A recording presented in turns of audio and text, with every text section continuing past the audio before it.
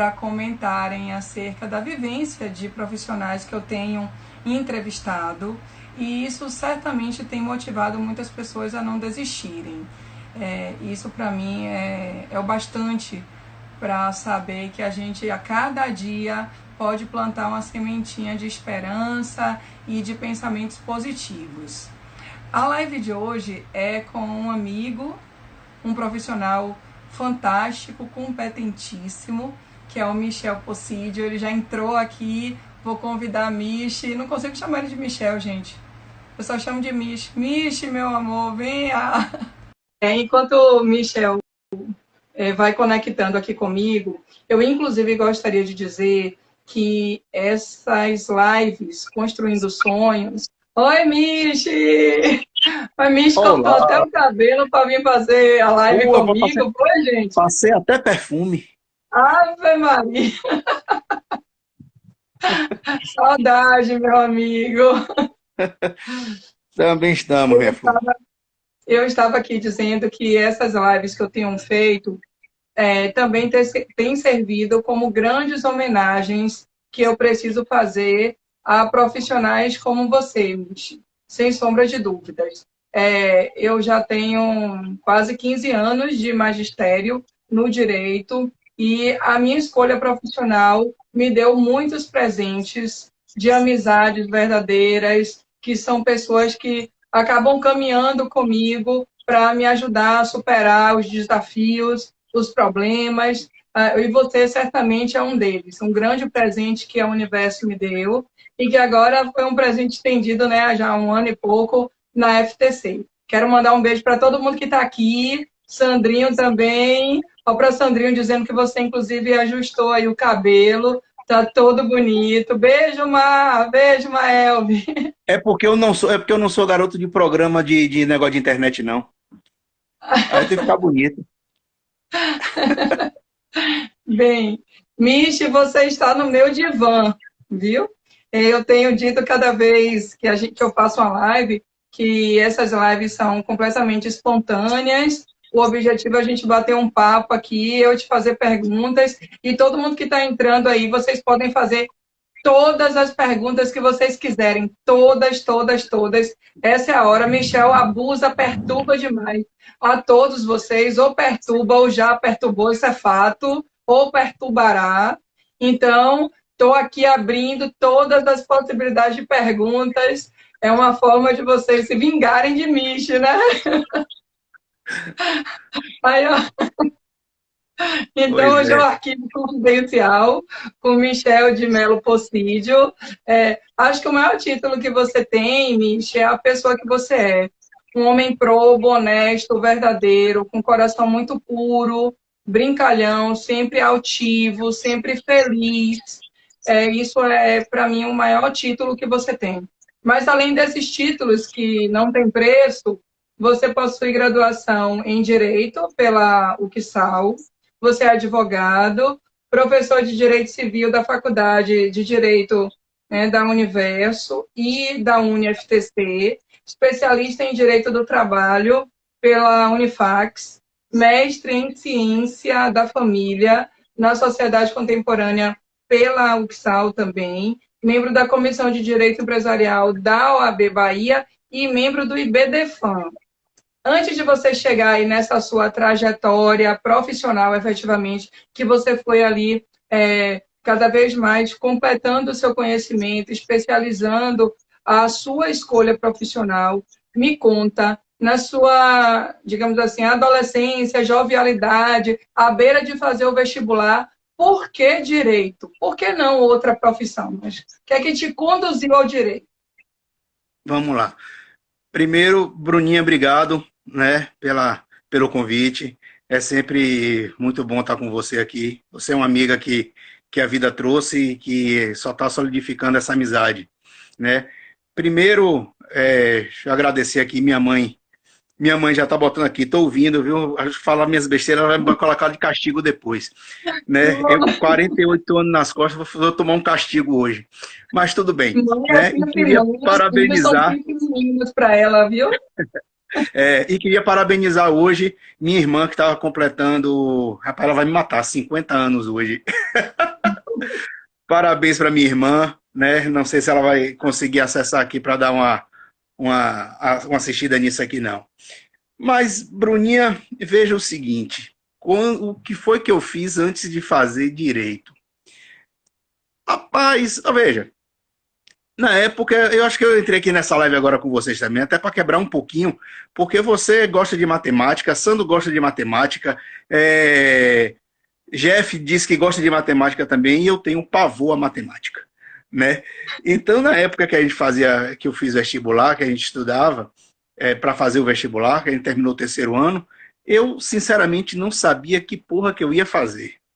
Mas pensava em fazer alguma coisa eu pensei inicialmente em fazer medicina, porque meu pai é médico.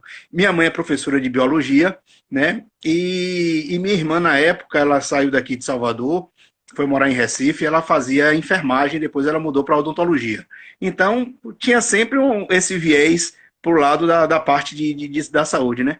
Só que na época, se você tem uns colegas aí que vão se lembrar, Maurício, né, que faz vestibular mais ou menos na mesma época que eu, o Henrique, que os vestibulares, aqui em Salvador, a gente só tinha praticamente católica e federal, né? E aquele negócio, aquele vestibular da federal, aquilo dali foi coisa do capiroto. Porque que ninguém, isso é uma invenção, né, que não tem lógica fazer aquele negócio, né? Então falei, rapaz, federal seria bom, a católica seria bom, mas eu vou fazer o quê? Terminei meu terceiro ano, falei, vou fazer o quê? Aí meu primeiro vestibular, eu fiz para administração e economia. Ó, economia era a segunda opção. Aí perdi o primeiro vestibular. Aí estudei, aí entrei no cursinho Mendel, né? E comecei a estudar a parte de. Comecei a gostar, sempre gostei muito de ler. Né? Livro, eu lia muito livro, gostava, eu li aquela coleção inteira de Monteiro Lobato, né? Adorava aquilo. Então gostava de ler realmente. Então, aí quando estudando no Mendel, conversando com alguns professores lá, e me lembro de Edmundo, que é professor de Química, que era uma inspiração como professor, aquele cara era uma figura, né? Aí tinha Zé Newton, que era professor de história. Aí conversando com o Zé Newton, ele disse, bicho, por que é que você não faz, então, não estuda para fazer direito? Aí eu comecei a ver, sempre fui bom em história, sempre fui bom em geografia, sempre fui bom em português. Falei, então vou fazer direito. Aí eu fiz meu segundo vestibular e o primeiro para direito. Tomei pau, porque fiz para a Católica e para a Federal, o da Federal não passava, e o da Católica eu tinha ficado para uma lista de espera que nunca chamaram. Falei, rapaz, mas eu vou insistir. Aí no meu terceiro vestibular que eu fiz, ia completar 21 anos em 93, foi. Aí foi quando eu passei no vestibular. Também eu fiz vestibular em vários locais. Eu fiz aqui em Salvador, eu fiz na UESC, né, lá em Ilhéus, eu fiz em Recife. Passei, fiz na Federal, fiz em Sergipe. Acho que o único que eu não passei foi na Federal daqui da Bahia, né? Até porque naquela época também tinha uma tal de uma matéria chamada física, né? Que aqui tinha um peso terrível nas matérias. Bruna, vou confessar uma coisa aqui para você. Eu só sabia duas fórmulas de física. S é igual a SO mais VOT e V2 é igual a VO2 mais 2A delta S. Pronto. A fórmula de Torricelli. Eu fiz todas as questões de física com a equação de Torricelli. Eletricidade, eu colocava tudo lá, né? Era a equação de Torricelli, né? E eu não ia passar nunca naquele negócio. Né? Não ia passar nunca naquele negócio. Mas aí eu consegui passar nas outras. Aí fui chamado primeiro, né? Ia fazer minha matrícula lá em Recife, né? E foi quando a UESC me chamou. Aí eu vi minha lista, tinha passado, né? E cheguei a me matricular lá em Ilhéus, na UESC. Aí foi quando a Católica me chamou aqui, aí você fazendo aquele sopesamento de quanto ia se gastar lá, de quanto você ia gastar de mensalidade aqui, né? E também teve também o pedido de meu pai e minha mãe também, porque minha irmã já morava fora, né? Então eu sempre fui muito ligado a eles aqui, então foi ótimo. E eu acho que eu tenho uma frase que eu vi hoje que eu achei uma coisa interessante, né? Que é bem assim, se a gente fosse se preocupar com as coisas que deram errado, se elas tivessem dado certo, não teria dado tão certo como está dando agora. Então, talvez se eu tivesse ido lá para Ilhéus, eu não tivesse conhecido você, não tivesse conhecido muitas pessoas, né? Então, a vida da gente poderia, a minha vida poderia ser completamente diferente. Então, eu acho que tudo tem o seu momento, tudo tem o seu, a sua situação específica que vai acontecer, né? A gente não pode desesperar nunca, né? Por pior que seja, a gente tem sempre que pensar que a coisa vai melhorar ali adiante. Aí entrei na Católica, né? Isso em 93. Então, eu me formei, eu sou da turma de 96-2, que colei grau em janeiro de 97. Então, lá se vão 23 anos de formado, né? E aí, quando eu entrei na faculdade, tinha uma coisa interessante, que meu pai virou para mim e disse o seguinte: rapaz, aproveite a época da faculdade porque é a melhor época da sua vida. Eu acho que eu aproveitei um bocado, né? Aproveitei realmente um bocado, né? E fiz boas amizades, inclusive eu tenho lá, até hoje tenho um contato com alguns colegas lá, com os colegas da faculdade, né? E que eu tenho um contato, Alexandre, Pablício, Anderson está morando até na Espanha, Valdir, que foi da presidente do Tribunal de Ética daqui do TED aqui também. Então, eu tenho umas amizades boas, Sampaio, Marcelão, Rodrigo. Então, são amigos que a gente faz na época, Marcão, né, que a gente faz na época da faculdade. E vai se mantendo, né?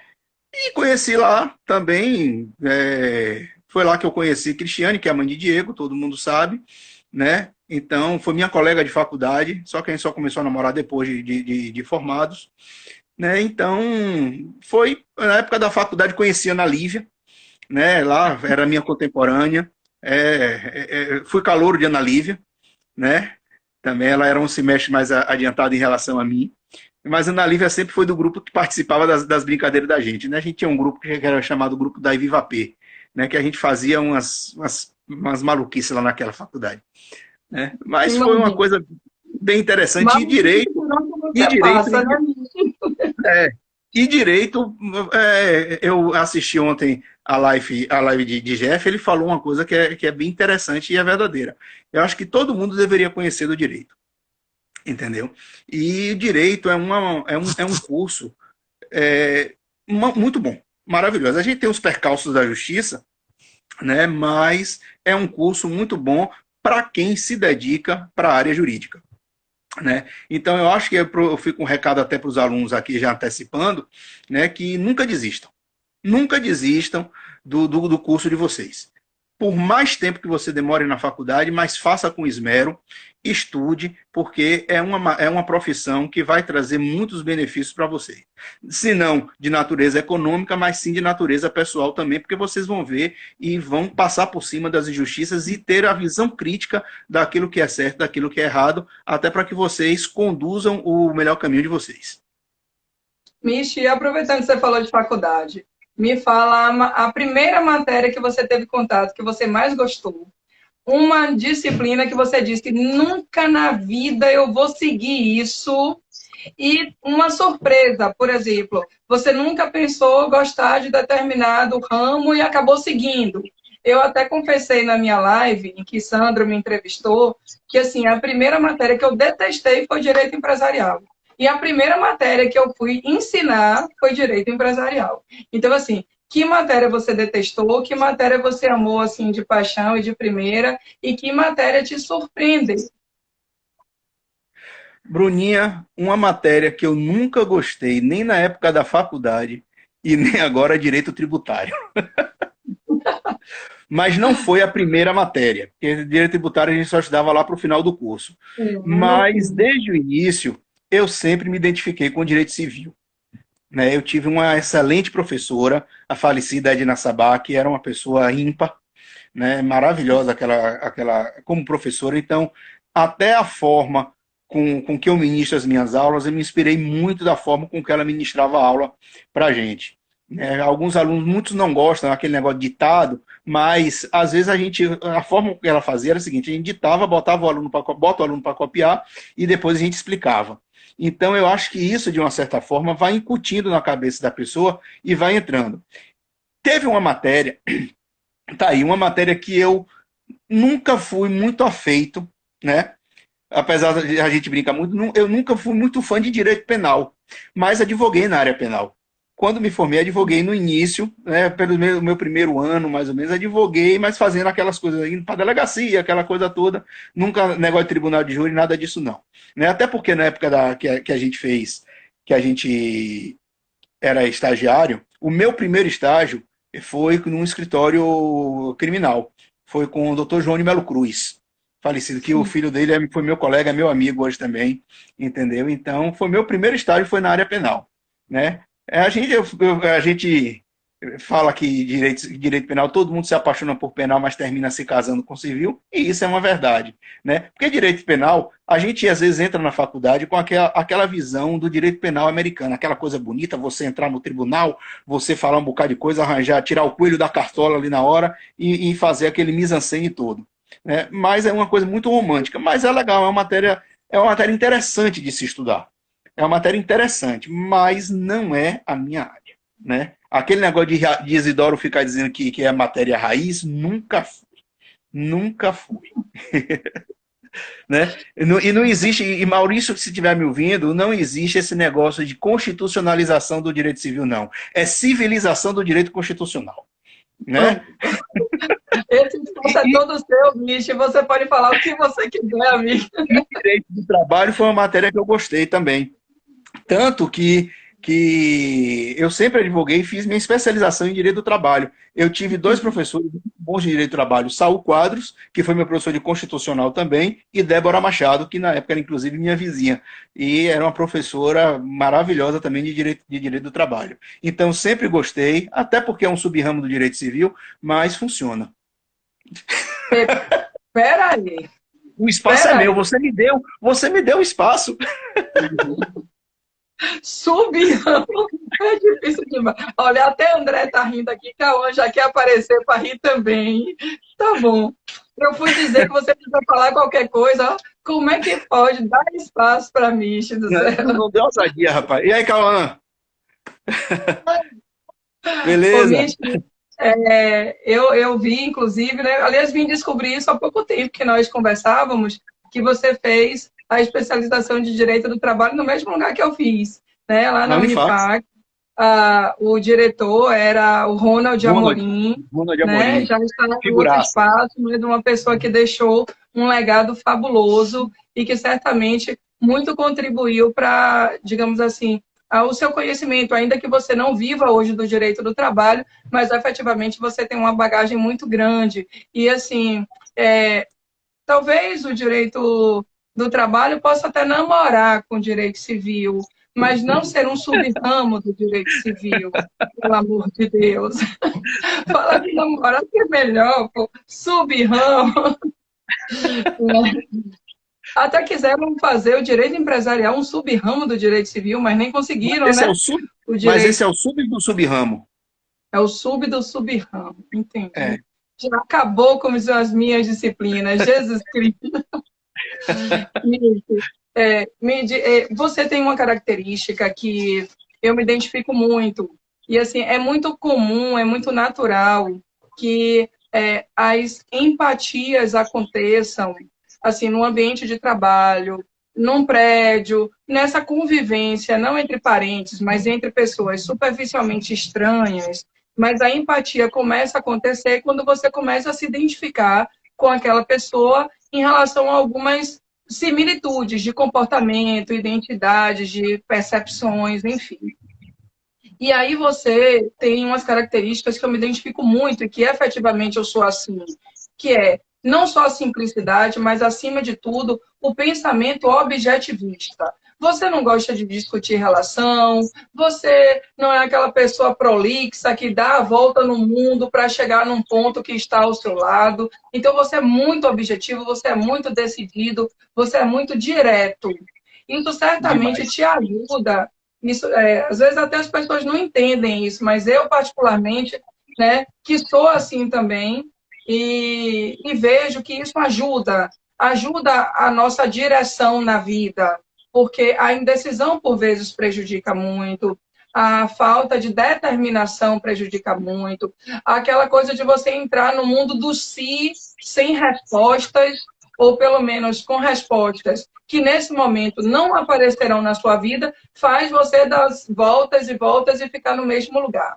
Então, me conta, você já foi criticado por essa forma objetivista, por ser determinado e direto, talvez assim, curto e grosso?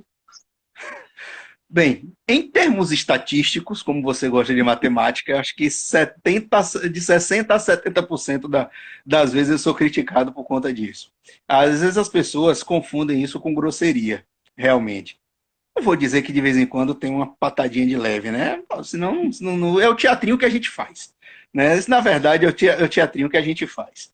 Né? Mas eu não gosto de fazer grosseria com as pessoas, né? Realmente não. É uma coisa que me deixa mal depois. Se isso acontecer, é uma coisa que me tira o sono. A verdade, isso me tira o sono. Né? Só que às vezes tem determinadas situações que você tem que falar de forma dura. Né? E às vezes você ser duro não significa dizer você ser ignorante. Né? Tem muitas vezes que as pessoas confundem porque não estão preparadas para ouvir a verdade. Às vezes as pessoas fazem perguntas para você esperando que você responda aquilo que ela quer ouvir. E se a pessoa quer me perguntar isso, então ela esteja preparada para não ouvir o que ela quer ouvir. Ela vai ouvir o que eu estou pensando, já que ela pediu a minha opinião. Então, né, às vezes, quem não quiser ouvir a verdade nua e crua, é melhor fazer isso. É óbvio que muitas vezes a gente não é 100% direto também. Tem momentos que às vezes você tem que dar uma certa arrodeada, né, para poder dar uma informação para a pessoa. Né? Mas eu gosto dessa objetividade, entendeu? Acho que a gente só ganha com isso. E você tem que. E você sendo assim, você fica leve. Você pode dormir com a sua consciência tranquila. Você fez aquilo. Se você fez aquilo achando que era o certo você fazer, então você vai estar com a sua consciência tranquila. Eu estou te perguntando sobre essa forma objetivista, que assim, eu conheço você, eu sei o quão, digamos assim, amigo, humano, carinhoso você é, e talvez uma das maiores provas profissionais da sua sensibilidade é a sua maior vivência no direito de família. Você é um civilista, você tem uma habilidade e uma competência fabulosa para você ministrar aulas de todos os ramos do direito civil, mas efetivamente o direito de família é, digamos assim, talvez, pelo menos para mim, parece ser o seu grande núcleo. Tanto é que você fez o mestrado na área de família. Então, assim, pensar que alguém faz tanto, segue tanto, né, aquelas bases do direito de família e não ser sensível, isso pareceria contraditório. Ademais, nesse divã, você fez aqui uma grande prova do que eu, que sou mais próxima a você, já conhecia, mas não sei se todos que aqui te ouvem já conheciam isso. Você tem uma base familiar fantástica.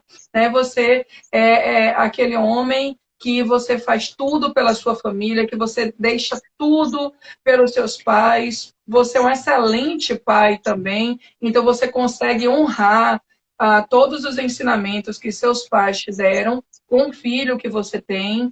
Você tem uma evolução espiritual enquanto pessoa humana enorme só em saber que você hoje não convive mais com Cris, que é a mãe de Diego, mas que você tem uma relação fabulosa, invejável positivamente, de manter numa harmonia interpessoal, tudo em prol do seu filho. Então, isso é o maior símbolo do caráter da humanidade. Eu sempre digo, quem não ama seus pais, quem não é bom para os seus pais, não é bom para ninguém, não pode ser exemplo para ninguém.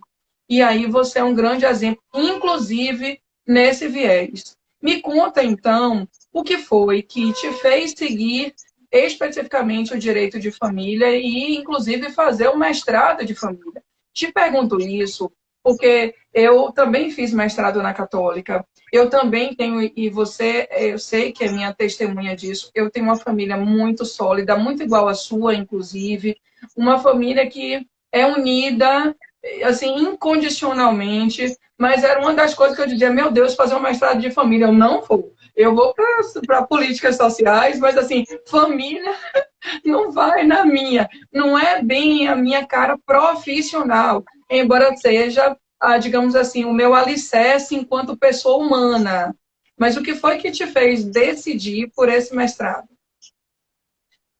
Bruninha, veja o seguinte, quando eu me formei, né, eu me formei em 1997, como eu disse aí para vocês, né? Então eu me formei pelo Código de 16 ainda, né? E só fui começar a ministrar aula em 2002, quando ainda era o Código de 2016, que de 2002 só em 2003, né? Então eu tive que estudar tudo do Código Civil, do novo, já ministrando aula, né? E quando eu me lembro das minhas aulas de Direito de Família, professor Marques Neto, era professor da Católica, a gente junto, e peguei sucessões com a Edna Sabac, aquilo descortinou para mim um mundo de coisas interessantes, né? Eu sempre pensei no direito de família como sendo realmente uma base, né? A família como sendo uma base para você ter tudo na vida. Em alguns momentos, óbvio, da adolescência, às vezes você dá uma de intempestivo por causa de um namoro de outro, alguma coisa desse tipo assim, e aí você parece que vira as costas para a família, quando não é verdade, né? Porque se não fosse o lastro familiar, a gente não seria nada, né? A gente não seria nada, né? Então, quando eu comecei a trabalhar ministrando aula de direito de família, também porque entrei nessa seara, eu vi que, e fazendo já as minhas audiências de divórcio, de guarda, de ação de alimentos, aquela coisa toda, eu via efetivamente o quanto as crianças, os filhos sofriam naquelas relações, né? Aí eu sempre pensei, eu sempre digo isso nas minhas aulas, né?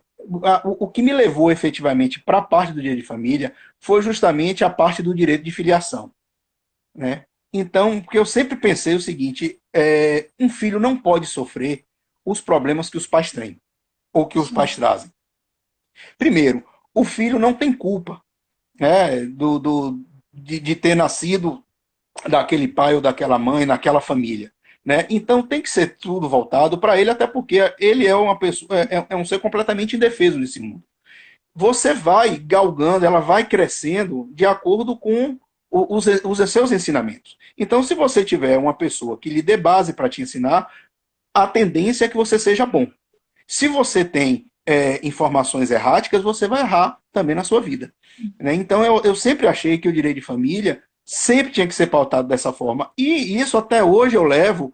Oh, Rodolfo Pamplona entrou aí agora, Beijo, foi meu colega do professor. Vieira. Foi meu colega do Vieira e foi da minha banca de mestrado. Uma grande inspiração para todos nós. Ele foi meu Foi, orientador na especialização, uma pessoa que com eu guardo no certeza. meu coração para sempre. Eu tive uma banca boa, né, no meu mestrado. Foi Edilton Meirelles, foi meu orientador, Dirley Cunha e Rodolfo Pamplona. Foi minha banca Aproveitando que ele está do aqui, que mestrado. é o homem mais multifuncional que eu conheço, vou até fazer um convite de público para o meu querido professor Rodolfo fazer parte desse meu projeto, porque fazer essas lives, né, de construindo sonhos a partir da vida de alguém, certamente Rodolfo é um grande inspirador de milhares de pessoas nesse Brasil e no mundo, com certeza. Pois é.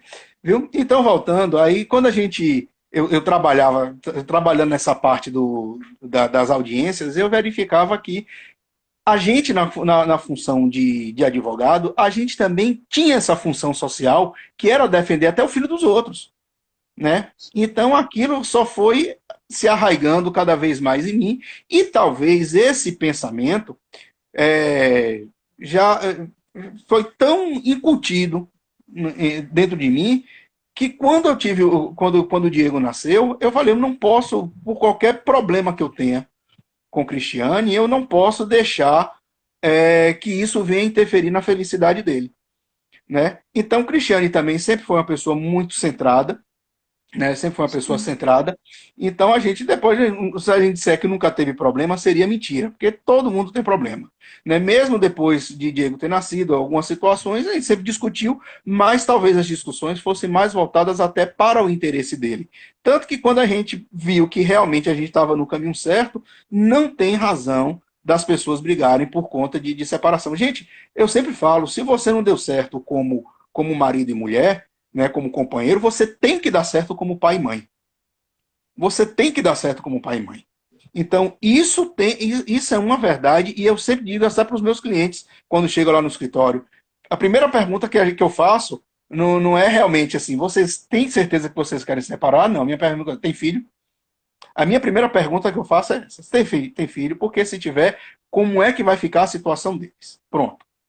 E aí a gente a gente vira psicólogo, a gente vira padre em confessionário, a gente é advogado, a gente é tudo ali naquele ambiente do escritório, né? Mas o direito de família realmente é a minha paixão, né? Eu sou realmente aficionado pela matéria. Que legal, Luiz. Isso é bem gratificante de ouvir. Agora, já que você falou aí de cliente, me conta, você tem alguma vivência de você ter, digamos assim, de ter que enfrentar um desafio, principalmente porque você é advogado, um homem, diante de uma mulher? Por exemplo, alguma cliente, você já fez algum processo que inicialmente você foi procurado pelo homem, daí a tentativa era de transformar aquela lide em consensual, e a mulher olhava para você de forma atravessada, diferente, ele é homem também, vai defender o homem, e você teve então que fazer digamos assim, esse jogo de conquista, quanto à sua competência, quanto à sua sensibilidade, porque infelizmente o mundo tem dessas coisas, né? Sempre acha que a mulher vai defender a mulher incondicionalmente, que o homem vai defender o homem, ou a mulher já vem assim de uma forma um tanto quanto desconfiada, porque você é homem, e daí você vai defender aquele cara também, homem é tudo igual. E, na verdade, isso é um estigma que é completamente falso, né? Claro que as mulheres que são evoluídas entendem que essa frase não tem nada a ver, mas efetivamente, quando você é procurado por um casal que está ali se separando, você encontra um ambiente extremamente tenso, um ambiente extremamente, digamos assim, raivoso, e que você tem ali a missão de buscar aquele equilíbrio, aquela, pelo menos, digamos assim, aquela harmonia para conseguir defender os filhos, fazer valer a forma da separação, a partilha, a guarda, enfim. Tem alguma história dessa para contar, amigo, que te marcou? Bruna, olha, tanto de um lado quanto do outro, né? Eu já, em situações de divórcio, eu já defendi as mulheres, né? Não sou aquele advogado que só defende o homem, como também já defendi homem, inclusive em ação de alimentos. Teve um processo que eu ingressei com a ação de alimentos para o homem, porque ele era o detentor da guarda, inclusive eu tive que fazer o pedido de prisão da mulher que não estava depositando os alimentos. Então, a gente ali na hora, como advogado, a gente não pode estar imbuído do gênero, né? Você é advogado, ali é a sua relação profissional e ali é o seu cliente. Independente de ser o homem, de ser a mulher. Entendeu? Você tem que defender o direito que está sendo posto ali para você, né? E se tiver filho envolvido, como eu disse, você tem que defender a criança. O problema do casal estar se separando é problema deles dois. Eles vão discutir lá e a gente vai resolver a parte jurídica.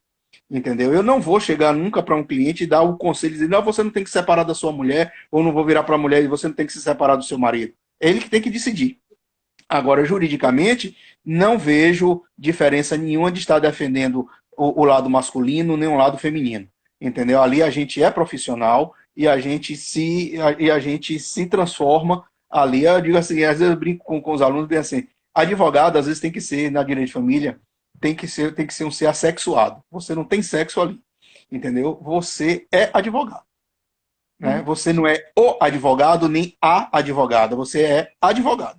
Você é advogado, você tá ali defendendo o direito. O direito. Agora, já vi também ex-adversos, né, brigarem, né, o advogado ou a advogada do outro lado, se parece que pegar a defesa da cliente ali e partir para cima com unhas e dentes contra o cliente. Isso aconteceu uma vez numa mesa de audiência, a gente conta, mas a gente conta o milagre, mas não conta o santo, né, questão ética, inclusive. E numa mesa de audiência, a advogada, eu estava advogando para o cara, e a advogada, né, estava atacando o meu cliente de uma forma, dizendo que ele tinha sido traidor, que não sei o quê, aquela coisa toda.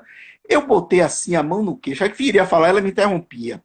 Aí, e o juiz, a juíza, era uma juíza, ficava, olhava para mim, olhava para ela, e ela falava. Aí eu cheguei, pô, a palavrinha mágica em mesa de audiência. Pela ordem, rapaz, o pela ordem, né, cala a boca de qualquer pessoa. Aí eu perguntei para ela, que vem assim, doutora, a traída ou suposta traída, foi a sua cliente ou foi a senhora? Rapaz, essa mulher deu ruim. Essa mulher deu ruim na mesa de audiência, quase que sobe na mesa para sambar. Aí nem a juíza aguentou, rapaz. A juíza começou a dar risada. Doutora, a senhora se contenha, porque a senhora realmente já está passando dos limites. E eu aqui. Meu Deus. A gente tem que fazer o que pode, né? Mas ali na hora ela estava extrapolando já os limites. É a sua cara, Michel, é a sua cara.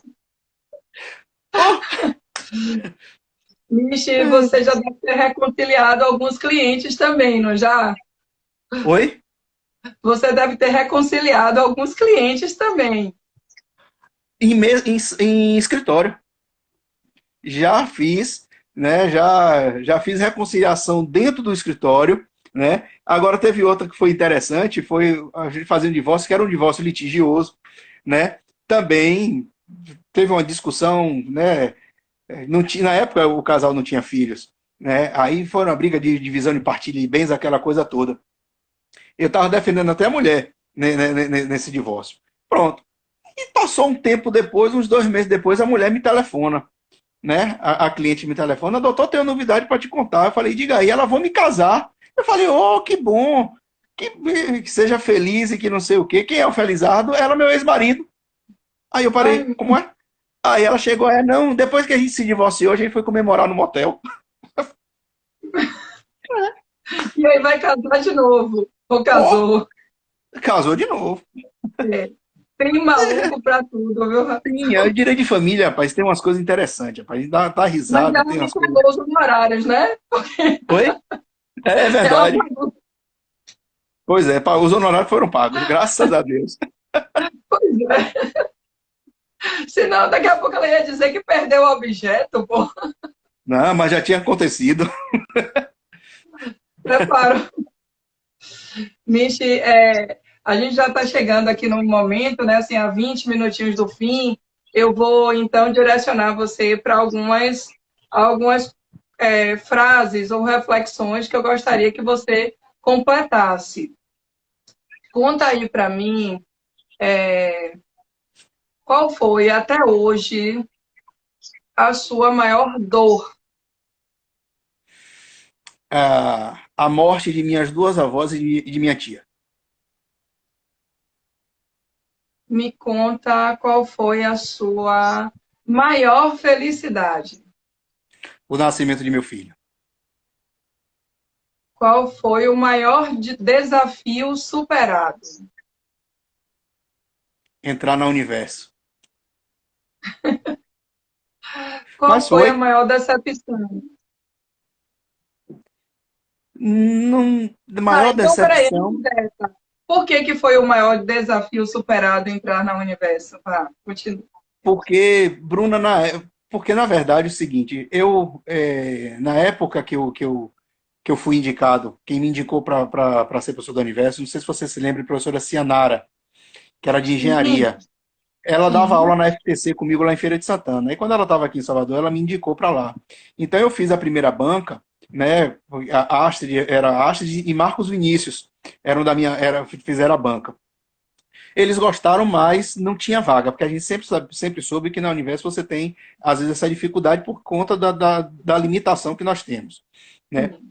E quando o professor Salomão saiu, a Astrid me telefonou E aí ela só pediu que eu refizesse a banca, e foi novamente ela e Marcos Vinícius, né? Então eu fui reavaliado 2 vezes por Astrid e por Marcos, né? Sim. Então o desafio foi superado porque não é fácil você entrar na faculdade uma pessoa completamente desconhecida, né, no ambiente acadêmico, e você substituir ou fazer substituir um professor que era extremamente querido pelos alunos.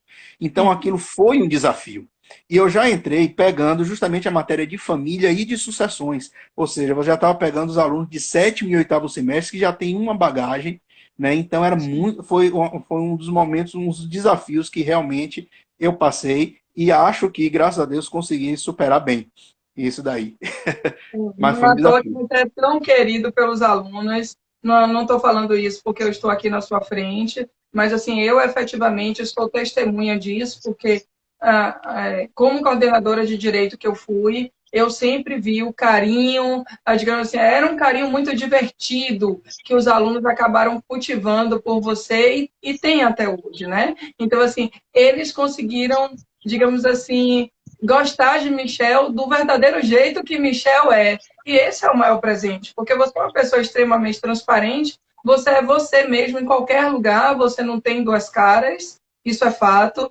Então, assim, acho massa. Eu nunca tive a honra de assistir uma aula sua, mas, assim, Tá só convidado. em ouvir as resenhas dos seus exemplos é engraçado de saber. E aí, antes que você me responda aquela outra pergunta, me conta aí, qual é o exemplo que você assim dá em sala de aula, você não vai mudar, mas você tem algumas críticas de algumas freirinhas, donzelas ou mascaradas que não gostam dos teus exemplos. Então, Mish, fala aí para mim. Aí você tá me apertando, não tá nem me deixando gemer. Mas vamos lá. É porque direito, principalmente direito de família, A rapaz. Direito de torcida vai família. toda dar risada aí com minha pergunta aí, ó. Todo mundo rindo. Rapaz, por quê, rapaz? Direito de família. Direito de família é interessante. Ela cabe em qualquer exemplo, para tudo. Desde que você fala, desde civil 1, de parte geral, até sucessões, você vai ter que estar falando de família. Então, quando você fala de direito de família, até para você tirar, quebrar aquele monólogo que de vez em quando fica na sala de aula, você tem que contar umas histórias para dar risada, né? Por Imagine. exemplo, tem aqui, ó, casar é bom, morrer queimado é melhor. Isso aí eu vi falar, aí a gente conta o peixe, a gente vende o peixe, né? Da forma que passaram pra gente, né? Mas tem umas coisas interessantes. Mas como é que Me você vai conta aí chegar? os exemplos do casamento, porque o povo está aqui falando e eu nunca assisti suas aulas, então sei que os seus alunos estão lá rindo em casa e eu não sei. Me conta aí um exemplo de casamento que você dá Rapaz, em veja, casa. Os vamos falar bem filhos da assim. moda. Ó, casar contra quem? Aí, ó, todo mundo te entregando aqui. Escreve aí, galera. Escreve Ó, que eu isso, vou ler. isso não é justo. É aí que eu disse, rapaz, é muita história, rapaz. Aí tem muita história, né? Mas tem, quando você. A questão dos filhos da roda, eu ensino quando a gente fala de. Quando dá o nome. Quando dá aula de nome em parte geral, né? Dos filhos da roda, né? Aí que quando você chega em direito de família, é para bem assim, pô, lá em direito civil 1, quando a gente doa os filhos da roda, quando chega aqui em direito da família, vira filha da puta. É um negócio, é mais ou menos por aí, né? Aí, mas vamos lá, aí a gente começa a contar a história quando você fala de erro essencial sobre a pessoa do cônjuge, aí quando você fala sobre a questão de anulação do casamento, aí você conta a história do diabo da micropenia do marido. Aí você fala, rapaz, da mesma forma que a mulher entrou com problema de micropenia, também tem aquele problema da mulher encarar um tal do pé de mesa, que deve ser uma coisa, né, do satanás, né, aquele negócio. Imagine a mulher, na hora que o camarada chega, a mulher toda com vontade de lua de mel, partir para lua de mel, aí o camarada vem com aquela manjua pendurada, ela vai arregalar o olho e vai dizer, o que, senhor? Isso aqui, dentro de mim, é negativo. Aí você, você achou isso aonde, moço? Michel, eu vou assistir uma aula quando você chegar em casamento, viu? Me avise. Pois é, Ó, ô Bruno, aqui, ó, é que eu me sua lembro, mãe tá toda vez você querendo lembra. agora, viu? Sua mãe está dizendo que você tem o dom de se apaixonar e desapaixonar. Eu, É eu, na eu mesma sou hora. testemunha disso também, É de assim mesmo. ver É, o mas currículo de assim, Michel é vasto. Mas eu acho que você pois mais é, gosta quando daquela você chega. música, aquela música de Wesley Safadão, que vida de casado é boa, só perde para de solteiro, né, amigo? Mais ou menos por aí, mais ou menos por aí, né? Porque na verdade, ser solteiro não é estado civil, eu digo para os alunos. Solteiro é um estado de espírito, né? Então, né, não é um estado civil. É um status libertatis, Sim. Aí, né? coitado, perdeu, né? É, exatamente, Regride. com certeza. É, exatamente. Aí o pessoal gosta muito quando a gente fala de contrato de namoro, né? Aí tem uns que a gente olha assim para o aluno, quando você fala de contrato de namoro, aí o aluno arregala o olho bem assim, eu falei, aquele dali tá preocupado. Meu amigo, calma, não se preocupe não, não se preocupe não, que ainda tem tempo. Era- Aí, quando eu falava as minhas besteiras, a primeira coisa que eu fazia era o quê? Descia para a sua sala, Bruna, tenho que conversar com você, já para preparar seu espírito. É, já que você falou assim, ó, gente, quando eu era coordenadora de direito, que aí Michel falava alguma coisa na sala de aula, que assim, alguém não gostou, alguma menina mais pudica, assim, fez cara feia, aí Michel já entrava na minha sala e já fez, Bruninha, quero conversar com você. Aí eu já dizia, Michi, você aprontou o quê? Qual foi o exemplo dessa vez na sala de aula? Aí eu dizia nada, Meu amor de Deus! nada, eu apenas expliquei. A pessoa que não entendeu. Aí, ô, Michi, tá bom, já tô ciente. Tchau, amigo. Fique tranquilo. Mas É isso voltando, mesmo. Michi, eu nem me lembro qual foi a última pergunta que eu fiz. O maior desafio superado foi essa. Já falei. No desafio já falei. Algum sonho ainda não conquistado. Comprar um apartamento. Uma loucura que você ainda não fez. E que pode ser dita na live, pelo amor de Deus. Olha a pintura do Uma horário. loucura, uma loucura que eu ainda não fiz. Rapaz, boa pergunta. Não sei, as loucuras, a loucura não é planejada. Nós estamos assim, bem, né, irreverentes.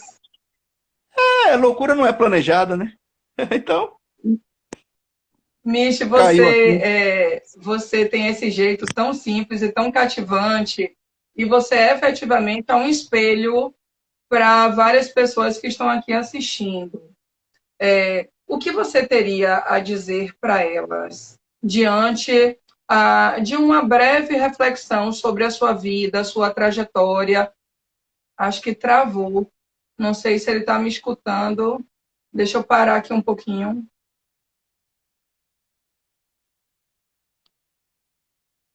Vocês conseguem ouvir Michel, gente?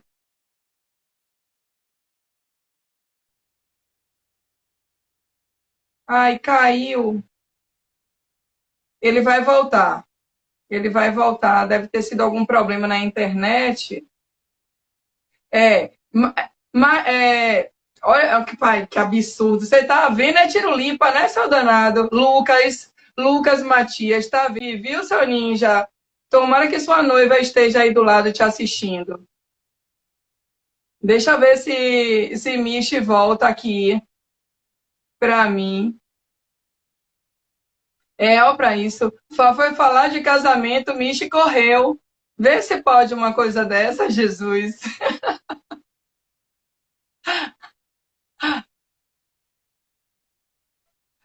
Ó o marido aí, ó, gente. Te amo, marido. Obrigada pela compreensão. Obrigada por entender minha agenda. Esperando aqui para ver se Michi volta. Oh, será que ele teve algum problema na internet? Para mim ficou rodando. Enquanto ele não volta, eu vou falando mais um pouquinho de Michel. É, eu tenho uma felicidade, né, de ter alguns. Eu tenho vários colegas de trabalho, mas tenho alguns que eu efetivamente posso chamar de amigos. E Michel é um. Por sinal, Anderson, obrigada pela sua presença. Você está em todas as minhas lives. Vou chamar o professor Marcos Vinícius, sim, o imortal, sem sombra de dúvidas. Aqui, Mish, ó. Mish está vindo. Mish está vindo aqui. Ele está voltando.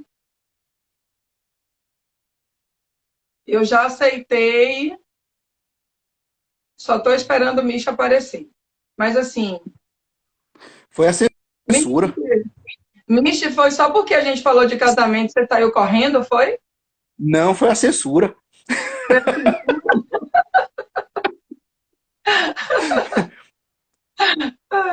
Eu estava dizendo aqui, Michi, que eu tenho a felicidade de ter muitos colegas de trabalho, mas eu tenho alguns amigos, e você certamente é um deles. Né? A gente foi assim se aproximando naturalmente na Universo, especificamente. Quando eu me tornei coordenadora de curso, a gente teve um contato maior ainda. E, sabe, gente, aquele professor que se eu precisasse de alguma coisa, não importa o que, se era tomar conta de uma prova, se era cobrir a ausência de um colega, se era me ouvir, porque muitas vezes eu estava super chateada e queria desabafar, e eu falo muito essa língua de Miche também, diretamente, né? Assim, não tenho muito o formato de princesinha, sou mais doidinha, assim, então Miche foi um professor que, assim, estava e esteve presente em todos os momentos para o que eu precisei. E hoje a gente tem uma amizade muito saudável, né? Misha é muito próximo, a gente sai, a gente vai para reggae, a gente vai para carnaval, a gente se diverte. Então, assim, é muito feliz saber que eu estou em um ambiente de trabalho com pessoas que eu posso deixar de chamar de colegas e que posso efetivamente consagrá-los como os meus verdadeiros amigos. E Michi é uma dessas pessoas, sem sombra de dúvidas. Tamo Michi, junto, já que, bonitona. diga, Tamo já que a junto. loucura é irreverente, né, e aí não dá para você falar, eu estava pedindo para você fazer uma breve reflexão para todos os alunos ou ex-alunos seus, tem vários ex-alunos aqui, que só porque viram a postagem que eu ia entrevistar você, eles confirmaram presença e aqui estão. A gente tem uma miscelânea de alunos e ex-alunos. Então, me diz, fazendo essa reflexão sobre a sua trajetória de vida, se você olhar para trás e ver tudo que você construiu e a pessoa que você é hoje, o que você diria para essas pessoas que estão te assistindo, que certamente são pessoas que efetivamente podem assim estar buscando um rumo na vida do direito, estar buscando uma motivação para continuar. Né? Eu sempre digo nessas lives que assim às vezes quem nos encontra em sala de aula nos vê assim imponentes, vívidos, assim parece que nós somos completamente abandonados de absoluto problema. Nós não temos problemas, nós estamos ali imperiosos a dar uma aula. E, na verdade, não. Somos humanos, temos problemas, talvez temos uma grande capacidade de desconexão, que é deixar os problemas nos seus devidos lugares e cumprir a nossa missão de dar aulas, né? De falar eu do direito do trabalho, do direito empresarial, você do direito de família, do direito civil como um todo. Mas me diz aí, o que é que você tem a falar para esses seus fãs aqui na live?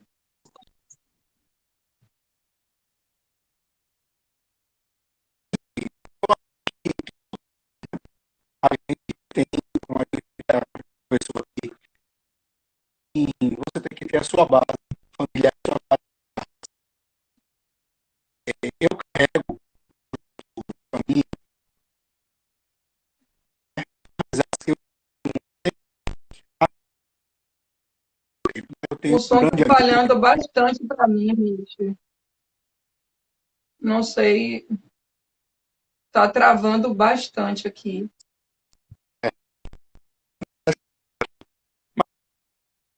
Eu sou possível, certo? A Um gente amigo não de está infância. conseguindo te ouvir direito. Não,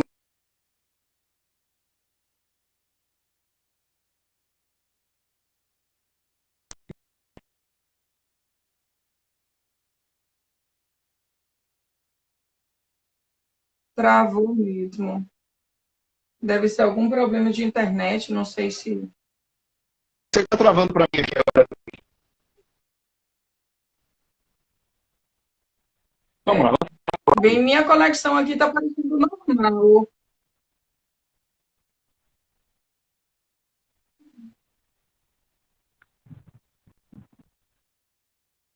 Gente, vocês estão me vendo? O meu vídeo está travado ou só o de Michel? Responde aí, por favor. Porque para mim, meu vídeo está normal, mas não sei. Travou total. O meu ou o de Michel?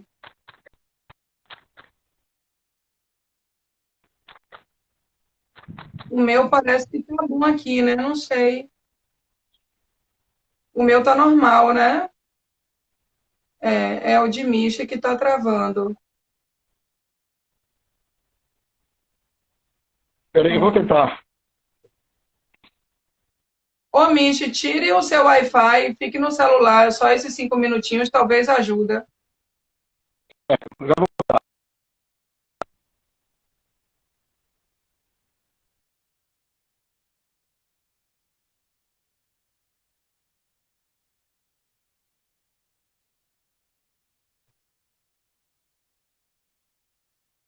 É só o de. Deve ser algum problema de internet mesmo.